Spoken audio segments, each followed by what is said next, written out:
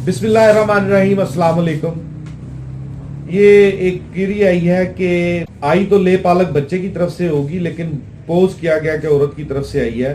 कि एक औरत का अपने खावन में 1/8 हिस्सा बनता है और वो चाहती है कि मेरे मरने के बाद ये हिस्सा मेरे ले पालक बच्चे को जाए, या मैं इसको देना चाहती हूँ, मैं क्या करूँ। पहली बात तो एक ये जहन में कंफर्म कर लें कि क्या आप 1/8 हिस्से की मालका बन चुकी हैं या नहीं। मेरे कहने का मतलब ये है कि आया आप का खावन फौत हो चुका है। अगर आप ये कहना चाह रही हैं कि खावन जिंदा है, एक्सपेक्टेडली वो फौत होगा, एक्सपेक्टेडली मुझे उसका हिस्सा मिलेगा, तो फिर मैं आपके सवाल का जवाब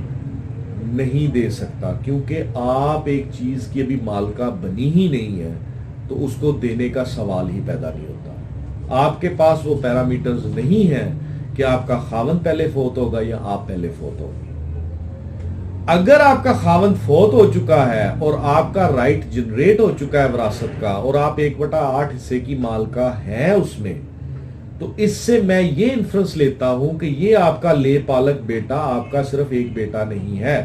यानी कि आपके मरने वाले खावन का एक बेटा ये सिर्फ आपका ले पालक नहीं है, इसके अलावा भी बेटे हैं,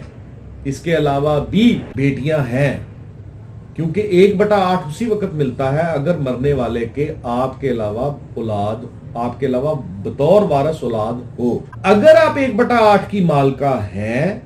तो सबसे पहले तो यह है कि वो आप ट्रू सेंस में मालका बन चुकी हैं या नहीं। अगर आप ट्रू सेंस में मालका नहीं बनी, तो आपको एक सूट फॉर डिक्लेरेशन फाइल करना पड़ेगा। उसके तहत आप वारस डिक्लेयर होंगी दूसरे वारसों के साथ, और फिर आपका ये विरासत जो है वो रिकॉर्ड में चढ़ेगी। उसके बाद मलकियत के खाने में आपका की जायदाद की हैद के साथ, आपकी जायदाद के रकबे के साथ आप मालक डिक्लेयर होंगे। अब आप अगर मालक बन चुकी हैं, आप बेशक 1/8 की हैं या किसी और जायदाद के, आप किसी भी जायदाद की मालका हैं और आप वो जायदाद चाहती हैं कि ये जायदाद मेरे ले पालक बेटे को मिले,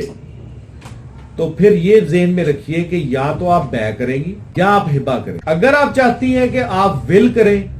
यानी कि आप वसीयत लिख दें कि मैं वसीयत करके जाती हूं कि मेरे मरने के बाद इस ले पालक बेटे को मेरी ये सारी जायदाद मिले, तो आप 10,000 दफा लिख के दे दें। आपके मरने के बाद आपके उस ले पालक बेटे को सिर्फ उस जायदाद का 1/3 हिस्सा मिलेगा, अगर वो साबित कर गया कि ये वसीयत जन्नत। इसलिए आप या तो अपनी जिंदगी में उसको बया कर दें ताकि किस्सा कहानी खत्म हो जाए, या अपनी जिंदगी में उसको दीगर जो वारसान हैं आपके एक्सपेक्टेड, जो आपके दीगर वारसान हैं, उनकी मौजूदगी में, उनकी गवाही में इसको ये प्रॉपर्टी हिबा कर। मेरी बात गौर से सुनिएगा,